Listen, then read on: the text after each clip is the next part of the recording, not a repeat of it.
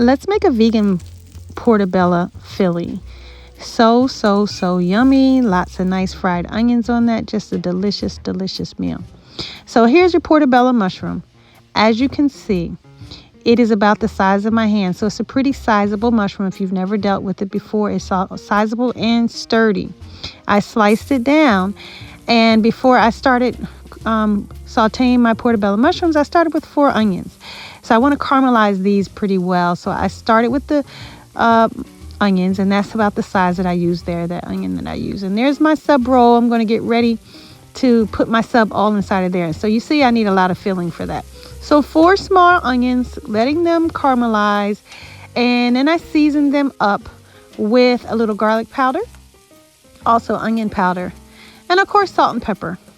So season that all up and let it sit caramelizing for about 10 minutes on low heat, right? Because caramelization takes a little bit of time, 10 to 15 minutes. So just keep stirring, use a little grapeseed oil in there, and just let them start to caramelize. They don't have to be all the way done, but they look about like this.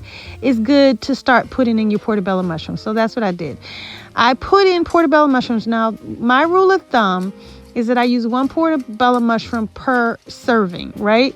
So this sub roll that you see here is going to serve 3 people. It's pretty giant. You see how big it is. It's going to serve 3 people. So I use 3 portobello mushrooms here. Salt and peppered it again, put the lid on it so that it would start shrinking and reducing down with those onions. It's all melting together, making yummy flavor. And you're going to see a lot of the juices from the mushrooms still in the pan.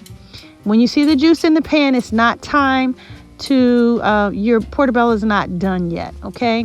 When you're still seeing that it's a little wet, still keep sauteing it. Make sure you taste it a little bit. That's what I did here. Taste it a little bit to make sure that it has the taste that you want.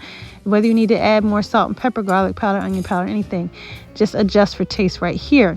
You see, I still have liquid in the bottom of the pan. This is not ready yet. It looks nice and yummy. It looks nice and juicy, but it's too wet. So just keep sauteing this, and this is without the lid. Once it shrunk down, I took the lid off and I kept the lid off. And I want all of these juices here to evaporate. And once my juices and my mushrooms evaporate and my onion juices evaporate, then it's time for my yummy portobello steak sandwich, right? Then it's ready to put on the steak sandwich. So there we go. I want it to look like this. A little caramelization, a little brown, and no liquid in the bottom. You don't see any liquid in the bottom. That means this is ready. So now I'm going to move on to my raw cashew sauce, or my cashew sauce. I start with raw cashews to make myself a cashew cheese. I cover it with water, just high enough to cover the water, and I boil it with a couple raw garlic cloves inside, right? Until it starts to look translucent. It changes color a little bit, or about, 15 minutes. Then pour that all inside of my blender with a little bit more raw garlic, some nutritional yeast, and also some plant-based milk. And then go ahead and blend that down until it's a nice sauce.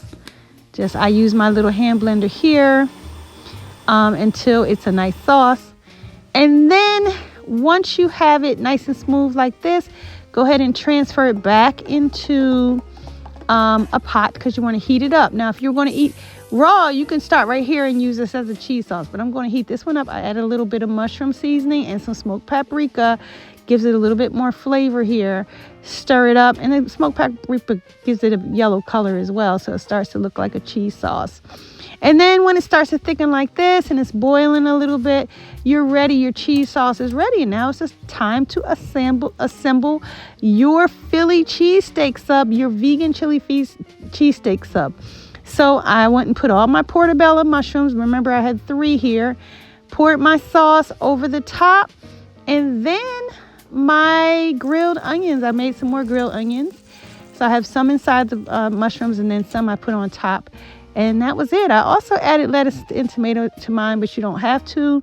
You can dress it any way you want, and it was super delicious.